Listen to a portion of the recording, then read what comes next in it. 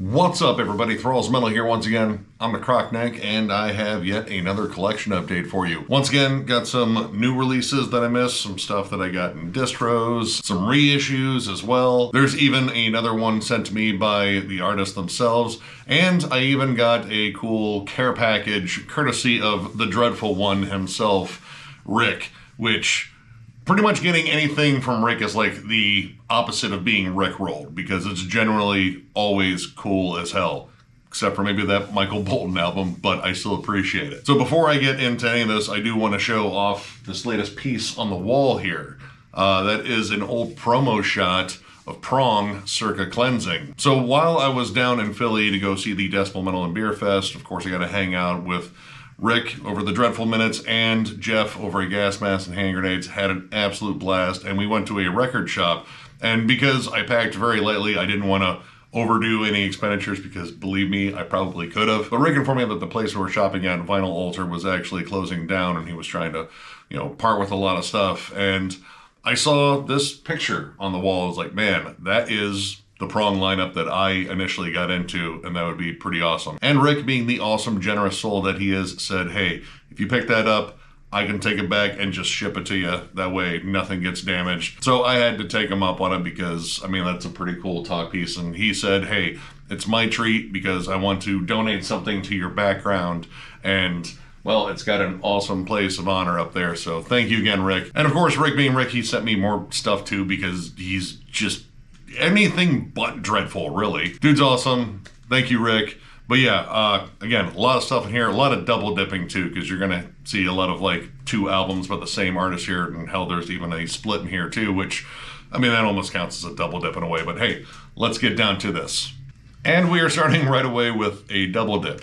I have two releases here from the band Bach, which is a Spanish death doom act. I pretty much found them in a distro. I believe it was Rotted Life. Checked out a couple of tracks. I was like, dude, that sounds awesome. And then I also noticed all the songs and the album titles are in Spanish, so forgive me. I'm probably going to butcher them. I imagine all the lyrics are in Spanish too, but luckily the vocals are cavernous and murky, and yeah, I really don't have to try to figure out what they're saying. It's probably about like death, Cthulhu, zombies, I don't know, whatever. Anyway, this is their first EP, A La Forca. I might actually got that right. I don't know. I forgot to look up to see what that one means, but I did look up to see what this title means, and I'll get to that in a bit. Well, this came out in 2020, I believe, and this is just slow, murky, disgusting death doom. Honestly, if you had told me this was like Japanese death doom in the vein of like Anatomia or Coffins, I probably would have believed you.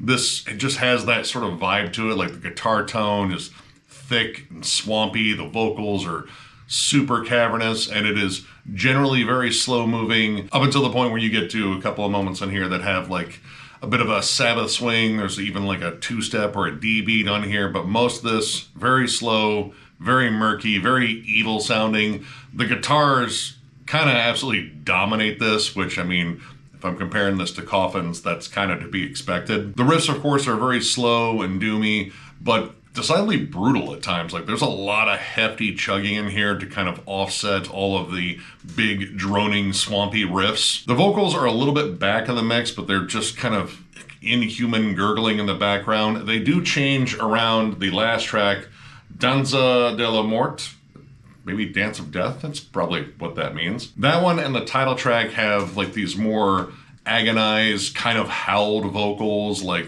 again, kind of that effect where it sounds like the vocalist is pleading for his life at the bottom of a well, and it's probably full of like snakes and scorpions or something. And I have to say, the end of Danza de la Mort, a little bit more on the sludge metal side. Like, it kind of reminded me a bit of Kylesa in a way. Now this one is called, and forgive me, because I'm probably gonna screw this up, Dolca Mort en els Llims, because that's the two L things, so maybe that's the Y noise, I don't know. Del Rec Comtal. Probably absolutely just butchered that, but at least when I went into Google Translate, it translates to Sweet Death in the Slimes of Rec Comtal.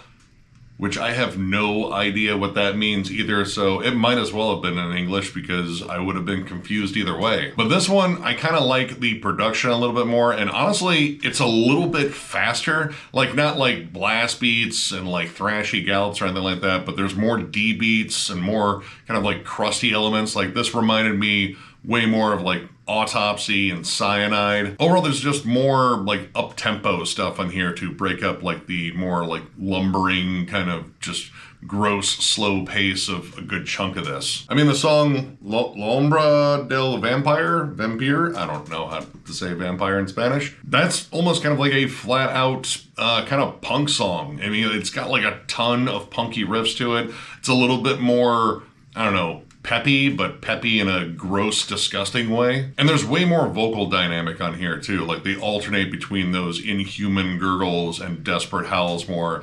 And I like how they switch it up a little bit. It kind of adds like a different vibe to each section where they employ that. And the transitions on here are much more jagged and sharp, which is definitely more of an Autopsy thing. Now, this also contains their second demo on here as a series of bonus tracks. And those are just absolutely filthy, like even filthier than this. The first track of that demo, which I can't remember which one it is on here because, again, they are all hard to pronounce anyway. I would describe that song as a slow motion tidal wave of puke just rolling over you. It is filthy, sizzly, disgusting. It is way more raw sounding overall. Like, the guitars just have this kind of gross sizzle to them. And that first track is the demo version of one of the tracks on here, except it is much longer, much more drawn out. It's 11 minutes long, and I think the version that made it on here as the album is maybe half that length. But all this, I think, is really solid. Like, this is just gross, disgusting death doom. Tons of just filthy riffs everywhere. I found them on Rotted Life's distro, so if you're looking for them, that's probably a good place to find them. But yeah, check this band out. Absolutely sick stuff.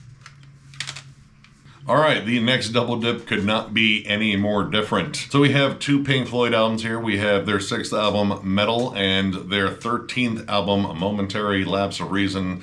And both of these are vastly different and kind of represent something I've been meaning to do for a while, because when it comes down to Pink Floyd, I have what I would call like some of the essentials. Of course, Dark Side of the Moon, The Wall, Wish You Were Here, Animals, stuff that most rock fans honestly probably have. While I've listened to albums outside of that era, I just had never picked up any, and I saw these, used in a bin. I was like, you know what? It's time, because I have never owned anything before Dark Side of the Moon, and honestly, I don't own anything post Waters too. So, both of these were ones that I'm still pretty familiar with, but, it's time to actually pick them up. And again, both of them very different. Meddle is often seen as a classic, namely for the song Echoes, which is just 20 minutes of, honestly, some of the coolest music the band wrote. I absolutely love that song. It's atmospheric. The songwriting is amazing. There's something about David Gilmour's leads that just, I don't know, they emote so much. You can really feel them. But in terms of like the band expanding their sound and becoming the Pink Floyd that we all really became giant fans of, this is probably like the first step towards it. The opening track, One of These Days, has an amazing delayed bass line on it. The song is just kind of groovy and bouncy, and again, like kind of brings in that spacey atmosphere. The stuff in between, while I like it, it's not as gripping as the opener and the absolutely amazing closer in here. The country blues sort of vibe on Fearless and Seamus, I really like them. Like, it's pleasant to listen to, but it isn't necessarily, what I kind of go for in the way of Pink Floyd. San Tropez kind of sounds like a Beatles song in a way. Like, it's very bright and poppy. The big highlight, of course, is Echoes. Echoes is just flat out amazing. Like, you can just kind of get lost in that song. Now, A Momentary Lapse of Reason is decidedly different. Like, way more synths, way more 80s sound to it. I mean, it came out in 1987, so there's a good reason why it sounds like an 80s album. This was the first one that they did after Roger Waters left the band, and this is mostly just David Gilmour and Nick Mason, and honestly, I really dig it. Like, it's a really soothing, calming album. While I could ramble on about how awesome David Gilmour's guitar work is and how much it emotes, there's also something about his voice. I've been hearing it since I was a kid because my mom jammed a ton of Pink Floyd, and there's just something very calming and very soothing, like the waves crashing on a beach, or just someone telling you, hey, everything's gonna be all right. I've always loved that appeal. His breathy delivery is very heartfelt, and I really dig this album. I mean, Learning to Fly was kind of the big reason I got it. I absolutely love that song. It's lived rent-free in my head since I probably first heard it. But there's a lot of other cool stuff on here, like On the Turning Way. God, that song is just absolutely beautiful with the lush synths, and it's just a gorgeous, spacious song.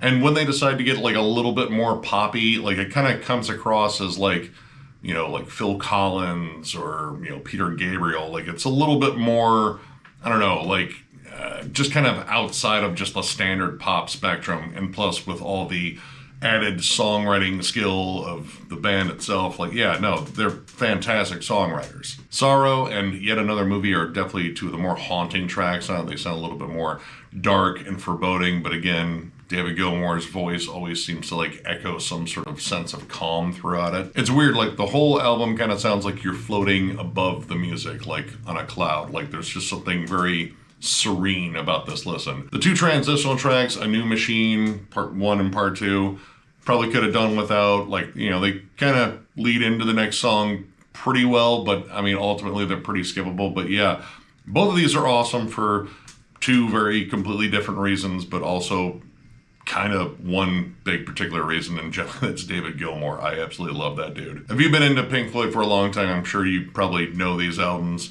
but if you have not checked them out for whatever reason, if you're like me, you only got like the mainstays, I would say, check them both out. Both very different, but both great in two completely different ways. So yeah, check them out.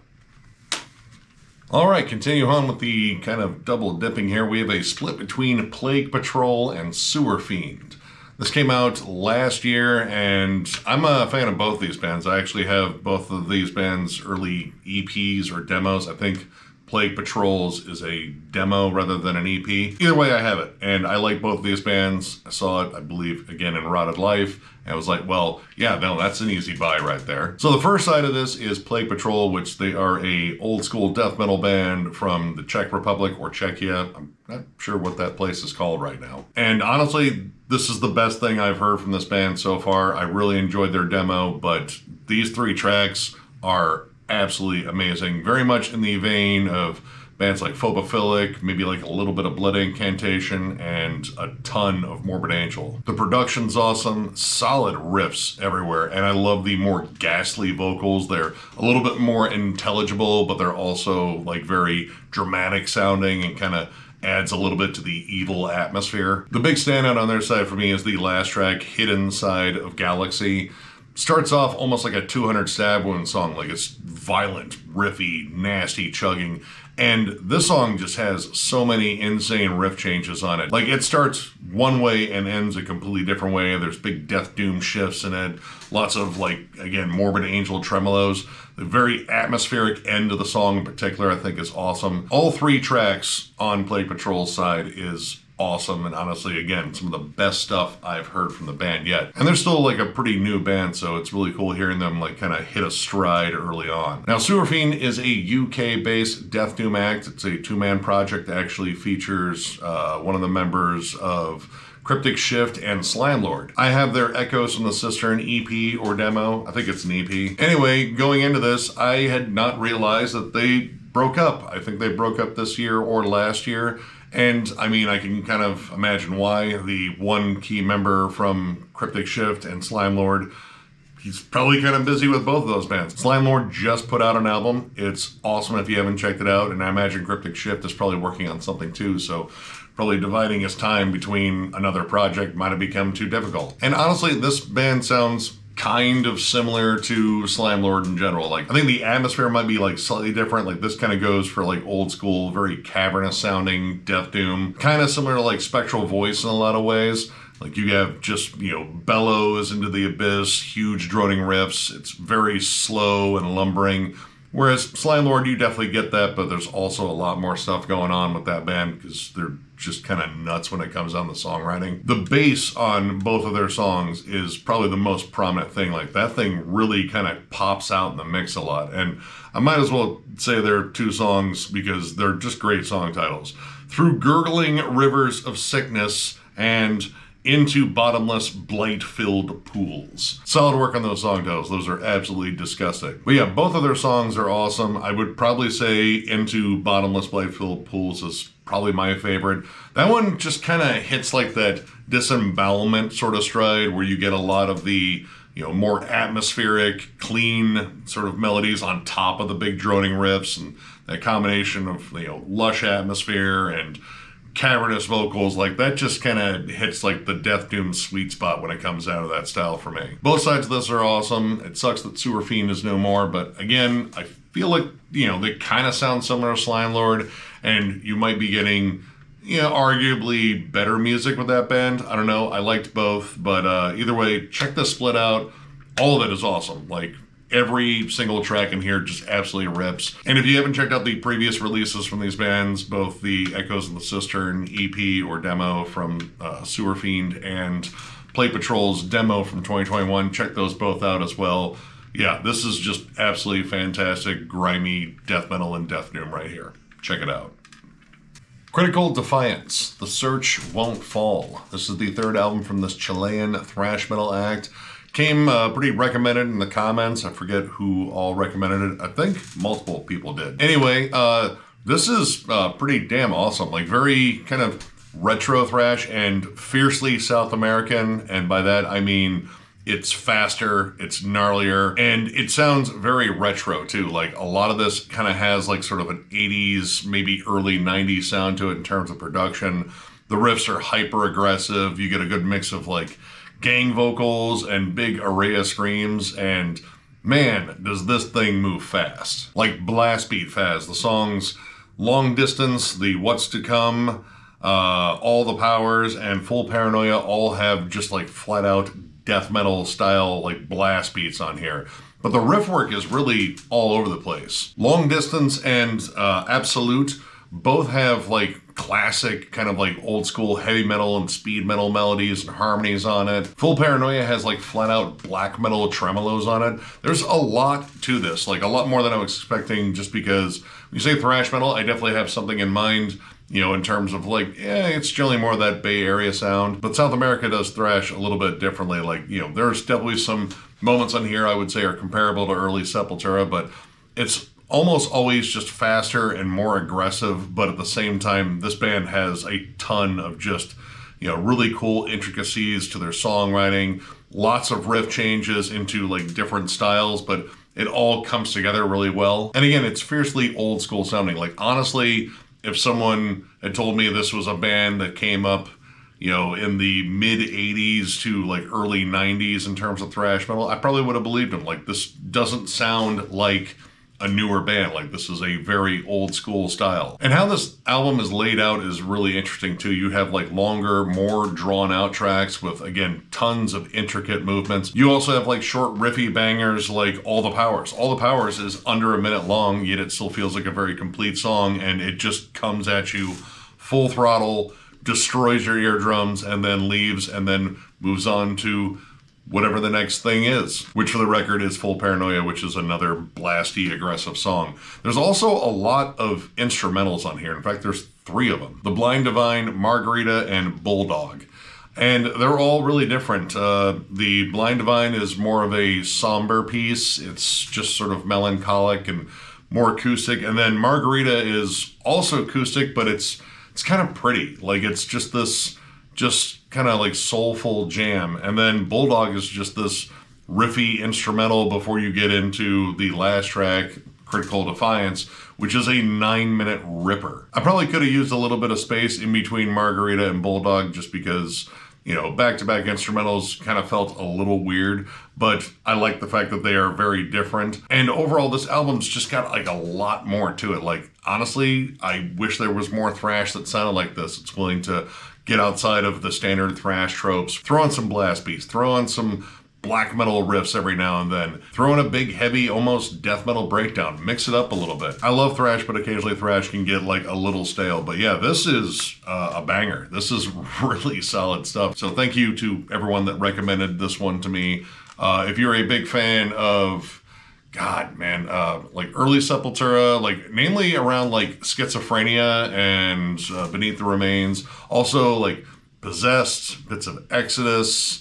Yeah, just very old school sounding, very aggressive thrash metal. Check this out. This is an absolutely killer album. Septage, Septic Worship, Infesting Spree of Intolerant Forms. This is the first full length from this Danish death grind act.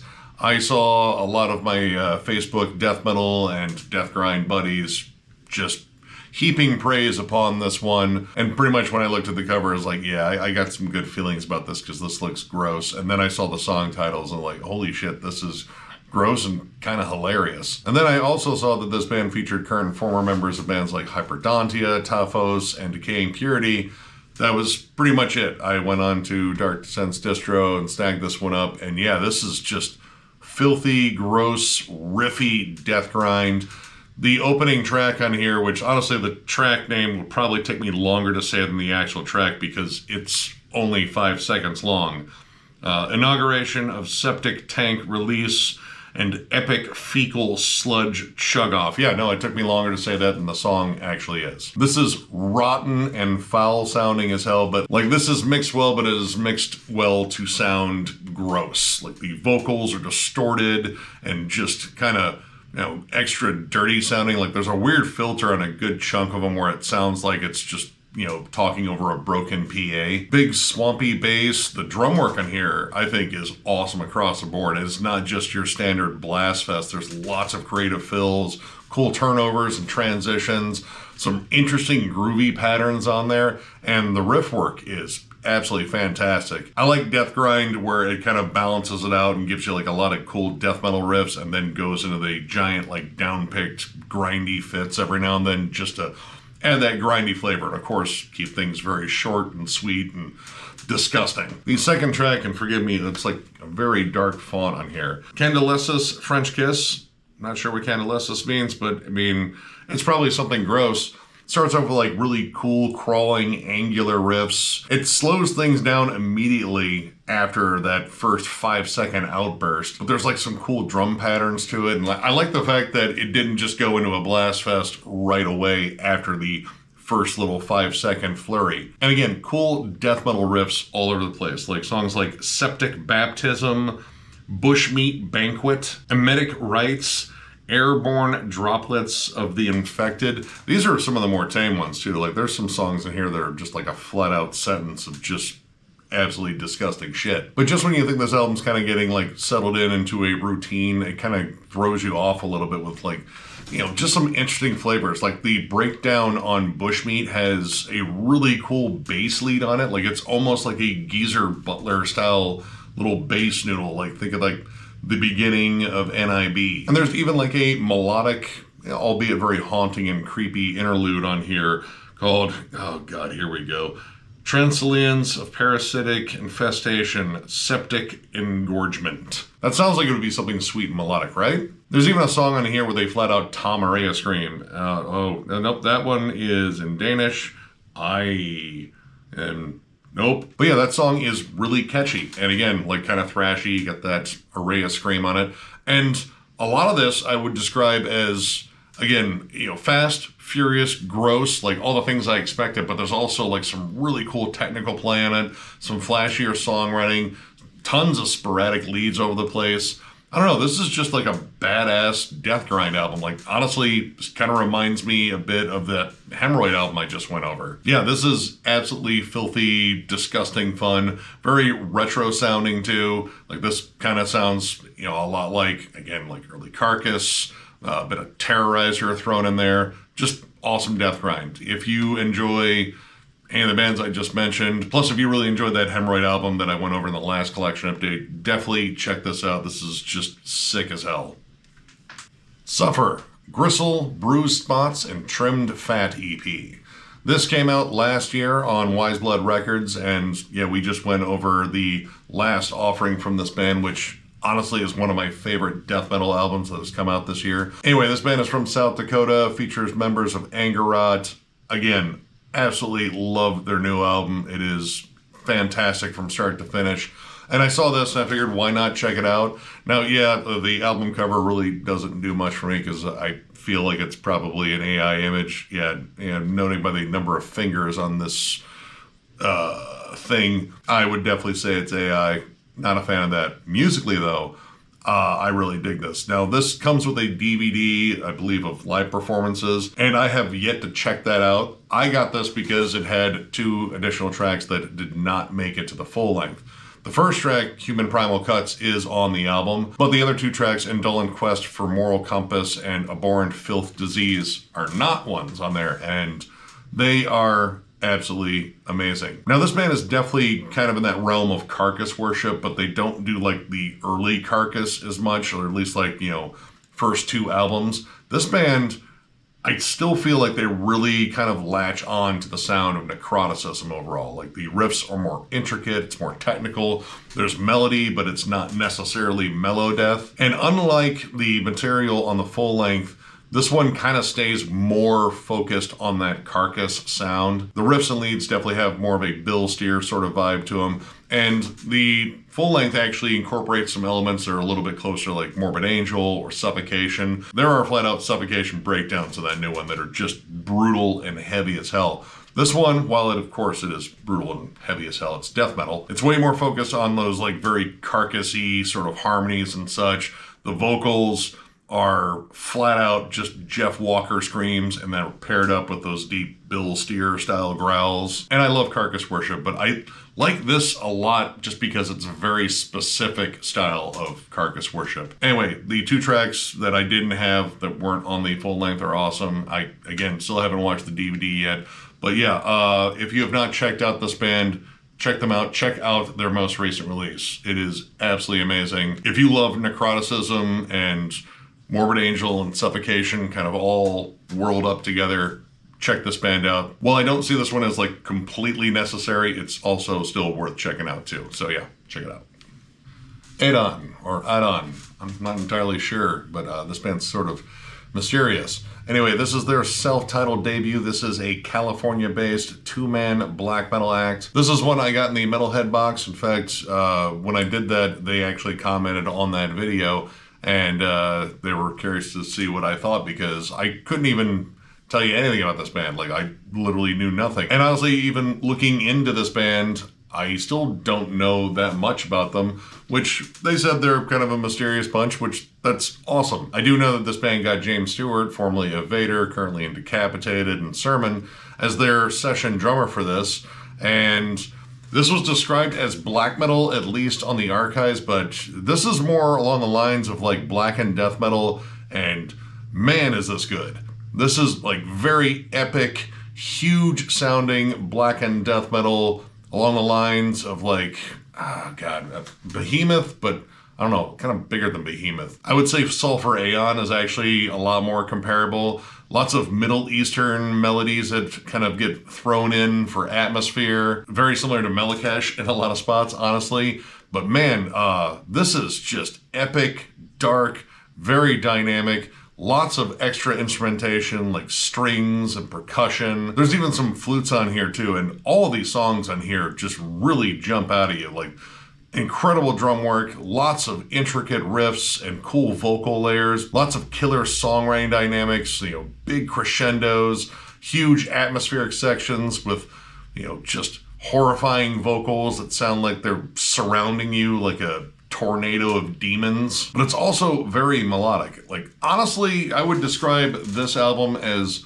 what I've been wanting out of Behemoth, like post-Satanist for years. Like, this was kind of the direction I was hoping they would go, and instead, we got the last couple albums, which are okay. There's great vocal dynamics. You have harsh screams. You also have clean vocals that show up, and they're very gothic and sort of low and baritone. Again, kind of like Sulphur Aeon. And as sinister and as dark as this gets, and believe me, it does, it never loses a sense of melody. Like there's always clever melodies being kind of paired off with the just absolutely savage riffs on here. Jamie's drum performance is absolutely nuts, but I mean, everything I've listened to with him on it, that dude is just one hell of a drummer. I would say most of this kind of walks the line between black metal and death metal. The song Axiom might be probably the most black metal sounding. Like it's definitely got a lot more like cold tremolo strumming on it. There's a lot of stuff on there that I could say is kind of comparable to Dissection, but a lot of this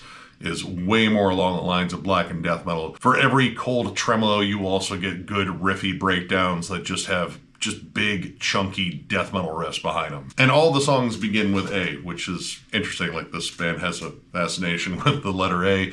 But I mean, honestly, it made the songs a little bit easier to memorize, which is convenient because they're not printed on the back. In fact, it's the liner notes that are actually printed on the back, which is just sort of weird. I mean, the band's name isn't even printed on the spine either, but I don't know. I really dig this, especially the giant size eponymous track and the song Aeon. Both of those songs are over 10 minutes. In fact, I want to say Aeon, or the eponymous track, is over 16 minutes long, and it is just absolutely massive. And across the board, the use of just cool atmosphere, I think, is amazing. Like this album opens with that swirling choir effect that you get from, like, I don't know, 2001: A Space Odyssey, like those very haunting kind of, I don't know, warbling, panicked choirs, I guess you could call it. It sets the mood immediately, and then all throughout the album, you know, big dropouts of just ambient noise and vocals, and then acoustic buildups, clean guitars. These guys do everything they can possible to make these songs bigger, but they don't sound like outlandish or pretentious or just too much. Like this album flows remarkably well for an album loaded with just like long drawn out songs with tons of intricacies to them. Like they keep you interested throughout. And yeah, this album is flat out remarkable. I'm definitely going to be jamming this one a lot. So yeah, if the band's watching, if you guys were curious what I thought, yeah, you guys are awesome. Next time, please print the track names on the back. And maybe, like, I don't know, a logo or something on the spine. But outside of that, yeah, this album is absolutely remarkable. If you're a big fan of Sulphur Aeon in particular, and maybe a little bit of, like, Melicash and, I don't know, Hideous Divinity is kind of close, especially with that recent album, check this out. This is just an absolute banger of an album. Anthems of Gomorrah, Aelvica 2. This is the third album from this one-man Floridian black metal act. This was another mystery that I got in the Metalhead box. I knew nothing about, well, this band in general, so I knew nothing about the first Aelvica, so I have no idea how to compare these two. So honestly, I don't know if this is a worthy sequel to the first one because I didn't get a chance to jam that one.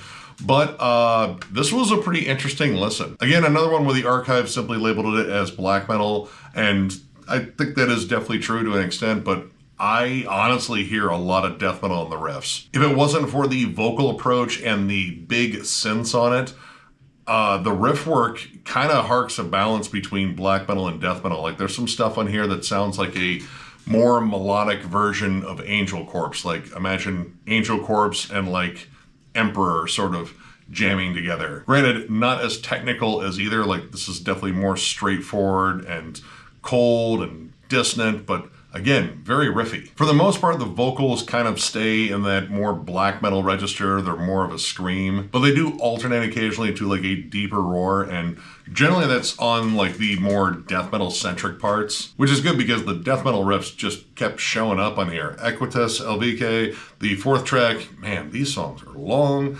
The Shrine of Alcestian Remembrance beneath Maxim's Blessed Banner, and the fifth track, To War, Then to Glory, with Moira's Divine Blessing. The Shrine of Alcestian Remembrance, I'm not saying that whole thing again.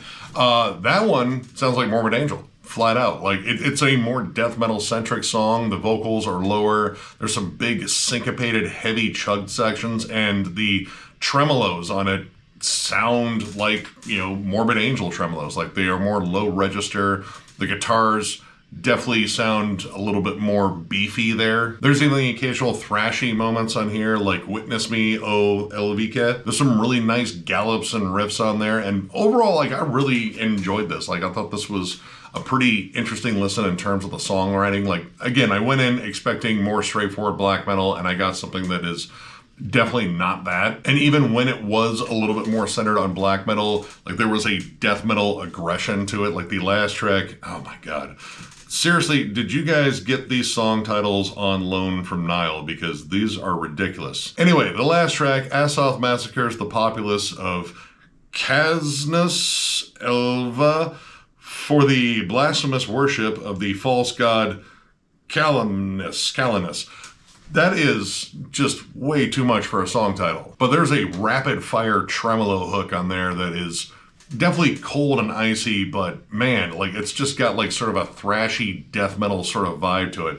And that song is absolutely awesome, even though I hope to never have to say that song out loud again, because again, it's a sentence. Now I gotta say, I'm not like the biggest fan of the production. Like while it definitely has its death metal elements, it really doesn't have like a death metal style production. Like it's kind of thin. The guitars are a little bit tinny, and man, those synths get obnoxiously loud at times. And the drums are really thin on here. Like sometimes you can barely make out when they're blasting, but for the most part, like it's all right. Like I think a more death metal style production here, like something a little bit more beefy and maybe like thicken up the guitars and add a little bit more bass. Like honestly, I think it probably would have sounded a bit better. But overall, musically, I really like this. And again, it kind of caught me off guard because honestly, like it's not entirely black metal. Like again, if you remove, the synths on it, beef up the production a little bit, and maybe do like a few more sections of death metal vocals, like honestly, this would just be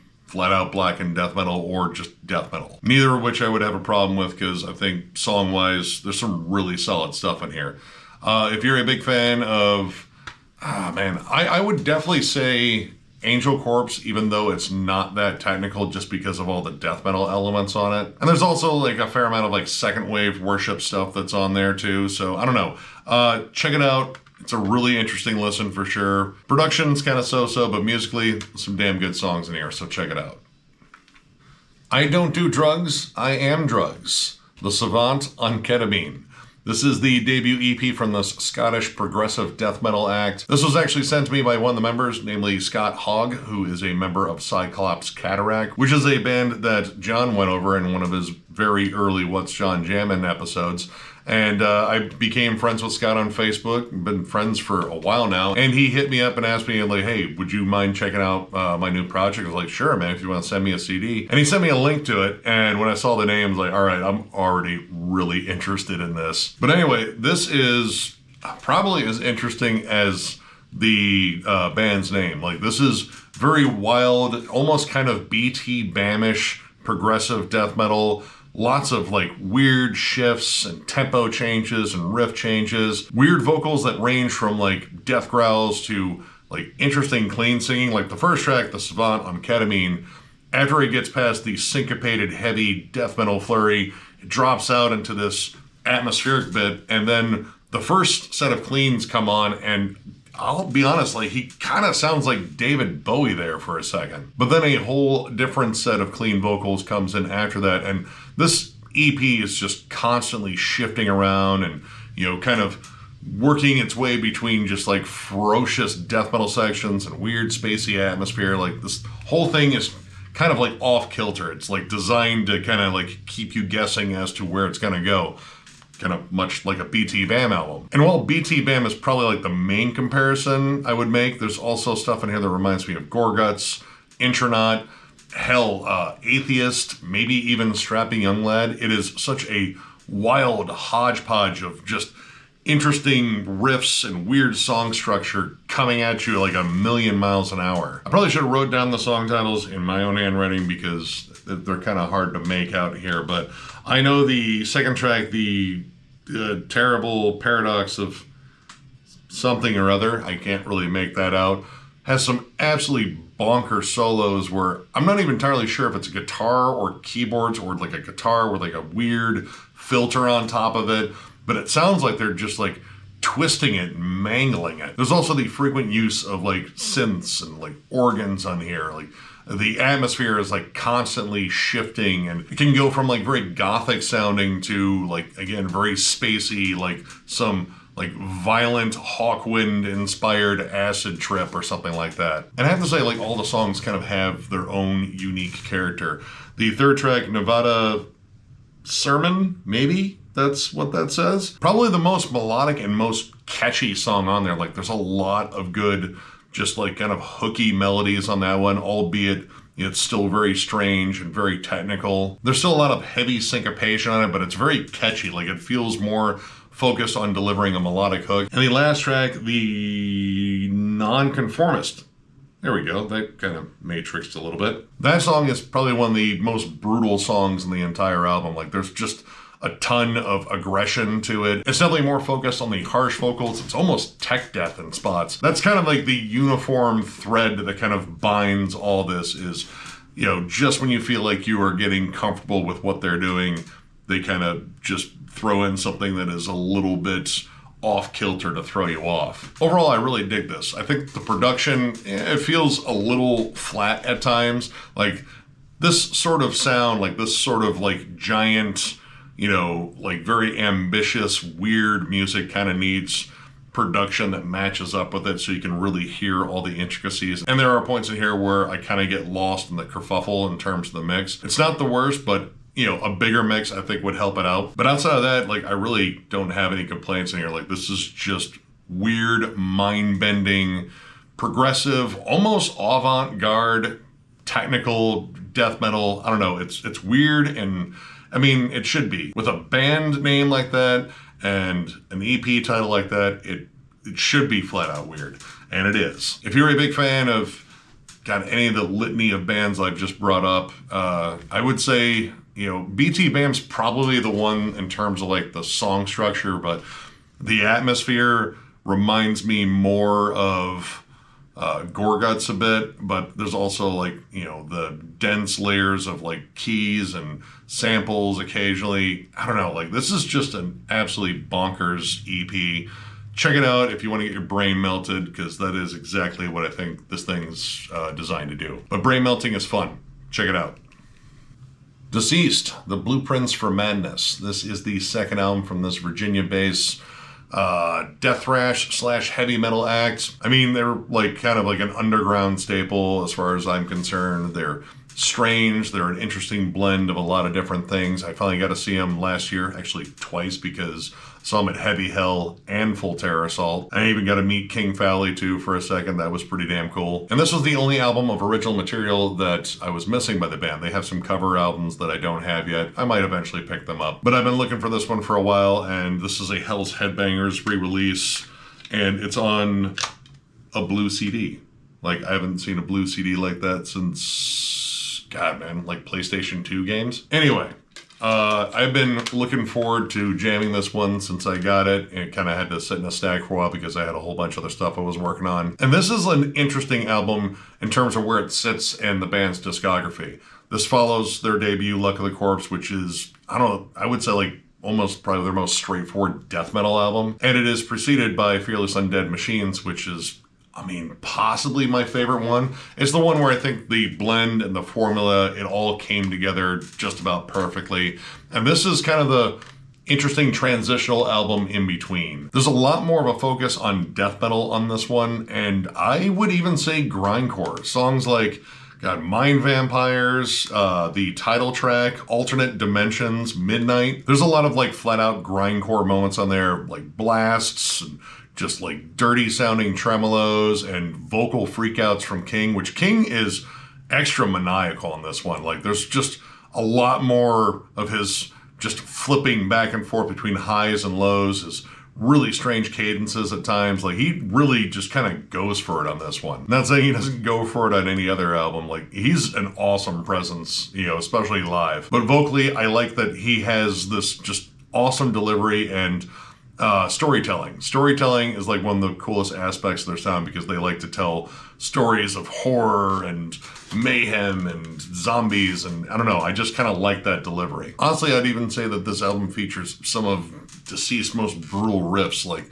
Island of the Unknown, Into the Bizarre, Negative Darkness. Man, all of those just have just crushing, chuggy riffs, some really solid grooves on them. But I'll also say this album is like a little bit uneven. Like the Creek of the Dead, while I like the whole setup with the clean intro and spoken word, it really feels like kind of like an all over the place sort of song. And in comparison to some of the other albums, I think the production feels like a little bit off on here. Like this sounds way more raw and almost kind of demo-ish at times. And this is a pretty long album too. Like this is almost an hour long, and you kind of end up feeling the length of this album. Like it does kind of drag at certain points. Overall, I think it's still pretty decent. It's definitely a bit of a transitional album going into the next one, which honestly, Fearless Undead Machines, I think just absolutely cements their sound. But this one definitely was trying some different stuff. And overall, I mean, it's still a fun listen. It's still Deceased. It still has all that Deceased charm to it.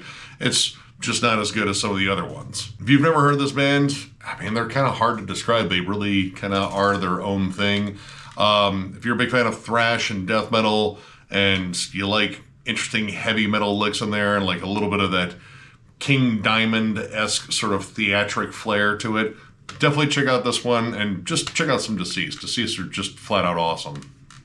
All right, we have another pair here from Witching. We have their first full-length Vernal and their latest full-length Incendium. These were the big surprises that showed up in the package from Rick that contained my Prong photograph, as well as, again, other stuff, because Rick never just sends what you ask for. He'll throw in a whole bunch of other cool stuff because he's Rick. Anyway, this was the opening band at the Dust Bowl Metal and Beer Fest, and I really enjoyed them. I thought they were just like sort of interesting just in terms of what they sound like, because I really couldn't peg what they were doing. The first song they played was decidedly more like melodic black metal. Like it was very fast paced. There were definitely some at the gates-ish sort of riffs in there. And then literally the next song was slow and doomy and completely different than what the first song was. And looking them up on the archives, they're described as sludge/doom/black metal.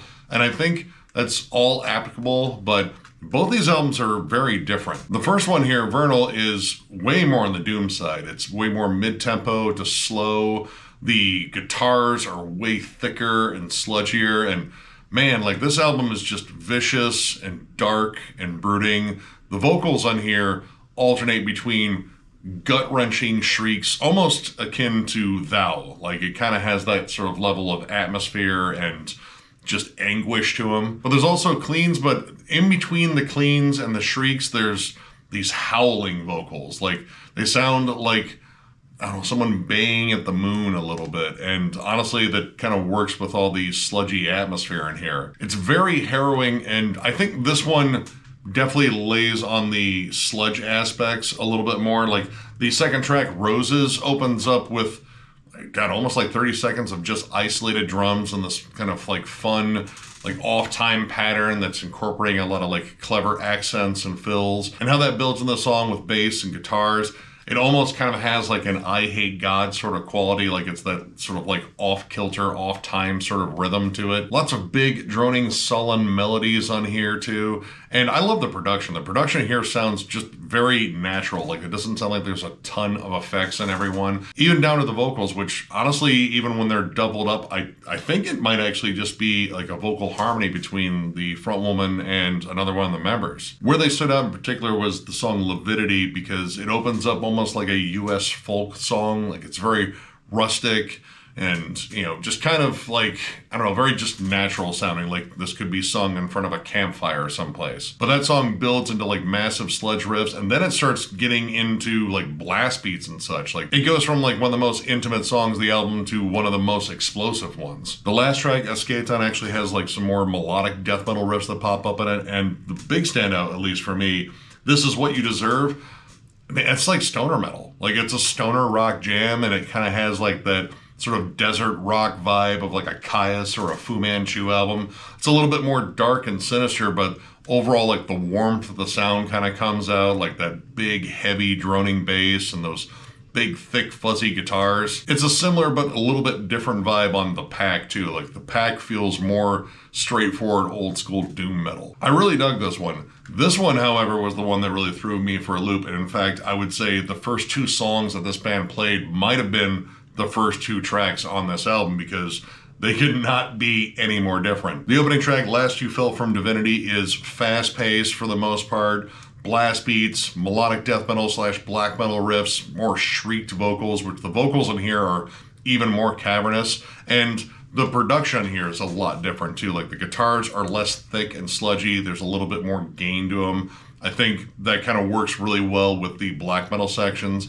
But the next track, From Beneath, is slow, brooding, doomy. You get those howled vocals again. They sound almost kind of ghostly, like something wailing at you in the distance. But a lot of this stays, again, kind of close to that sort of like black metal / melodic death metal kind of interweaving. Like there's a lot of stuff in here that I would compare to, again, At the Gates, maybe a bit of Dissection, or even like Hypocrisy. The doomier elements are still prevalent on here, but they are you kind of dial back in favor of like more fast, more blackened material in here.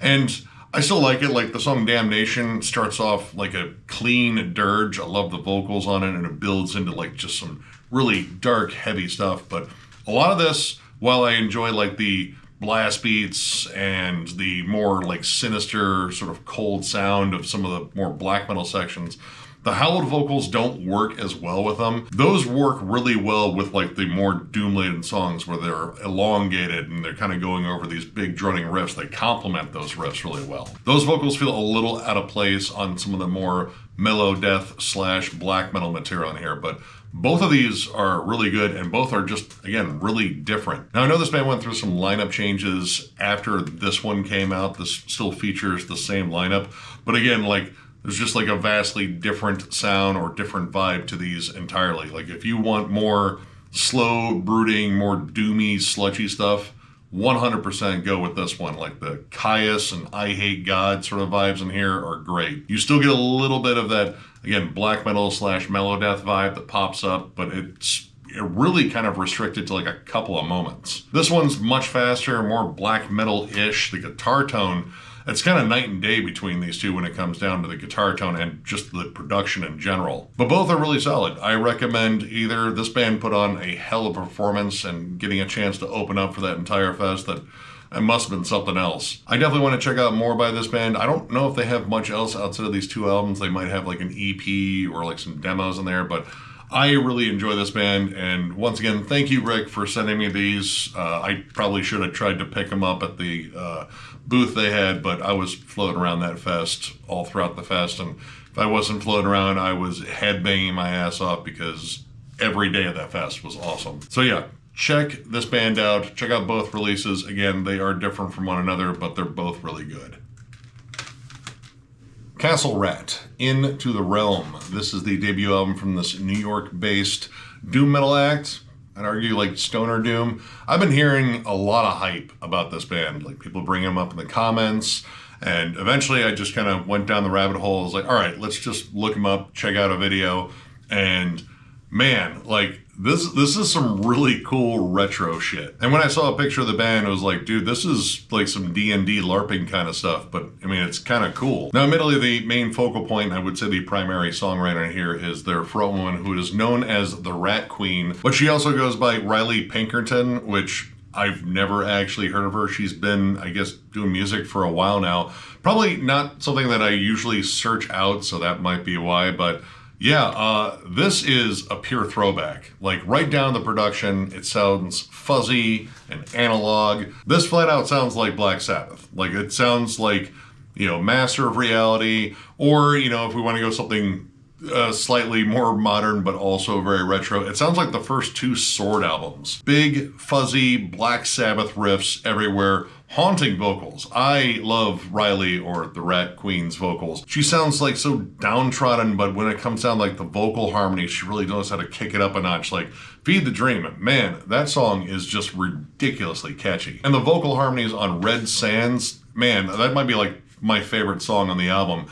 The build up to that giant chorus is absolutely amazing. There's some cool Middle Eastern atmosphere and riffs on there, and yeah, riffs. This album has a ton of them. It also might have arguably too many like little instrumentals on here. Like, you know, in between tracks you have stuff like Resurrector, which I feel like is a love letter to Geezer Butler. Like it is just a bass solo, kind of NIB-ish, which is awesome. The Mirror almost kind of works as like Orchid Part 2. But while I like them and I like the fact that they're not just some like weird soundscape or a sample or something like that, they do feel a bit tacked on. But where this band excels is riff work and songwriting and hooks. Cry For Me was the first song that I listened to / saw the video for. And when I saw the video, I was like, I have no idea what's going on here.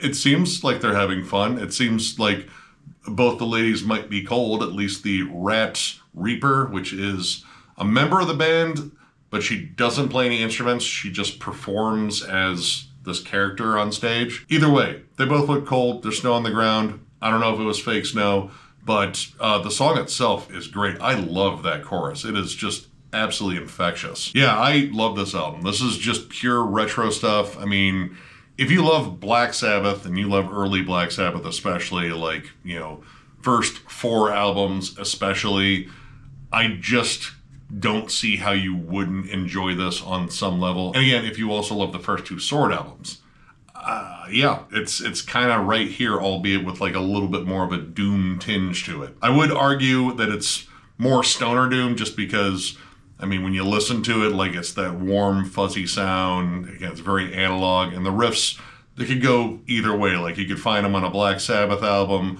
or a Caius album. Either way, you're getting them, and they're awesome. I have no idea where this band came from, but I am already a fan. I dig the hell out of this. If you were a big fan, again, of Black Sabbath, Caius, Fu Manchu, The Sword, I mean, hell, I would even say like just a hint of Ghost's first album too. Check this out. This is an absolutely awesome album. Disbelief, Killing Karma. This is the 11th album from this German death thrash / sludge metal act. I don't know, they're listed as multiple things. I have listened to this band before in the past, though this is the first album I have ever snagged by them. They've definitely shown up on some compilations on like, you know, like Terrorizer magazine and such. I know for a fact I heard them probably somewhere in like the mid 2000s, and I saw this one and I was like, you know what, let's check out an album by them. And this is, I mean, all right, I wouldn't call it sludge. Like there's definitely some slower, more brooding moments on here. Like the opening track, Reborn, is definitely a more, you know, kind of like dingy, doomy sort of song. But as the album goes on, there's a lot more fast to mid-tempo death metal, I would say. Definitely like a little bit of thrashiness to it, but for the most part, I would say this is very comparable to like Cataclysm and Bolt Thrower. Like there's a lot of Bolt Thrower double time grooves, and vocally, man, like you could do like a blind taste test, like Pepsi Challenge shit with the vocals compared to Cataclysm, and they'd be pretty damn close. There's a good balance of like faster, more thrashy tracks. Like the title track in here is just an absolute ripper. As well as the song The Scream That Slowly Disappeared, just fast, thrashy, lots of blast beats to it. But a lot more of this kind of hangs on to like just slow, chuggy grooves and, you know, decidedly like heavy but melodic riffs. Like this is a band that, while it is melodic, I wouldn't call it mellow death, but it does sort of like trape on that boundary of being melodic death metal at times. Like songs like With Deep Regret or Morbid Man or Flash of Inspiration, there's definitely like big melodic hooks like that aren't necessarily too far removed from something like Amon Amarth, but they're done with like a more straightforward, like chuggy intensity. Like they're going like machine gun chug on a lot of those, and the tone and the production itself definitely feels a little bit more gritty. So you can argue either way, like it's like old school death metal or it's, you know, like almost kind of mellow death. Either way, the songs are pretty catchy, albeit they are like pretty meat and taters. Like they're very straightforward, on the nose. Like you kind of know like the riff and transition that's coming up because you've probably heard this style like a million times before, but it is well executed. I will say though, it is a bit long, and looking up this band, when I looked up the lineup, it said they only had 2 members. I was like, man, there's definitely more than 2 guys in here for sure. I mean, unless the other people in the back here are AI generated, definitely more than 2 guys. But I found out that not long before this was released, the bassist and both guitarists left the band. So I don't know what's going on there, but in terms of this release, I feel like they just kind of released everything they had for these sessions. And yeah, this album borders on about an hour long, and It's a bit long for what it is. Maybe without the 3 bonus tracks, Condemnation, Fragile Aeon, and their cover of Killing Joke's Millennium, it might be a little bit more reasonable, but a lot of the songs kind of have a similar vibe. Again, mid-tempo, double-time drums. You do get some faster tracks to break it up, but a lot of this kind of has like the same vibe to it. And I have to say, their cover of Killing Joke's Millennium is not very good. I love that song. I love the album Pandemonium. It's honestly probably one of my favorites in terms of Killing Joke stuff, and yeah, like it's just a very bare bones approach to it. Like it doesn't have all the interesting like industrial samples in the back, and well, you know, the vocals really don't carry much of a tune. Like they try to add a little bit more of a melodic flair to the chorus, but it kind of falls flat and that really dulls the impact of the song. Overall though, this is pretty decent. It's very straightforward. Like if you're a big fan again of like Cataclysm, Bull Thrower, I'd even throw in Jungle Rot too. Like there's definitely some Jungle Rot-ish moments on here. Check this out. I do want to check out some more of their earlier stuff. Again, I'm not like super familiar with all their stuff. I know they date back to like, God, like the mid to early 90s. So there's still plenty for me to check out. But yeah, this is decent. I like it. I think it's, you know, kind of just straightforward, riffy, groovy death metal. Not reinventing the wheel, but, you know, not doing a bad job kind of rolling on the wheels it's got. So yeah, check it out. And finally we have Pentagram Chile, Eternal Life of Madness. This is the second album from this Chilean death thrash act, which this band has a pretty interesting story, and it's kind of the first I've heard of this band. They've been around since 1985, and for the longest time only managed to get out demos. Unfortunately, like throughout the years, they had lineup changes, breakups, reformations. Max from Sepultura really liked their demo and took them out on tour, but sadly, like no labels, even like Chilean labels, wanted to sign them, and that kind of led to like the dissolution of the band. They came back, they put out an album in 2013, and then I guess kind of like disappeared for a while.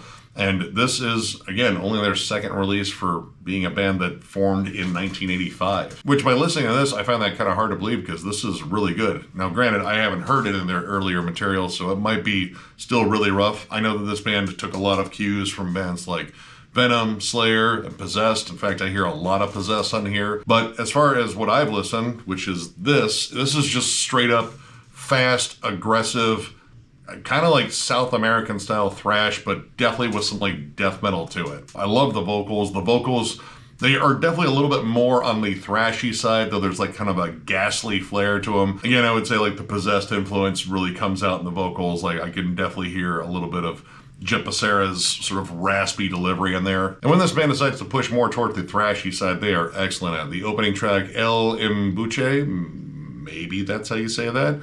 Solid riffy opener, and it has a really cool moment where they kind of break it down, get a little bit slower and more sinister. But the song Devour of Life, man, that is just machine gun guitars, galloping drums. Like it is fast, aggressive, and catchier than hell. Kind of similar to Critical Defiance. It's very old school sounding, like even right down to the production. It sounds like this is something that could have come out in the late 80s, early 90s. And riff-wise, it's definitely very old school too, but there's a lot of cool, clever riff changes all over the place.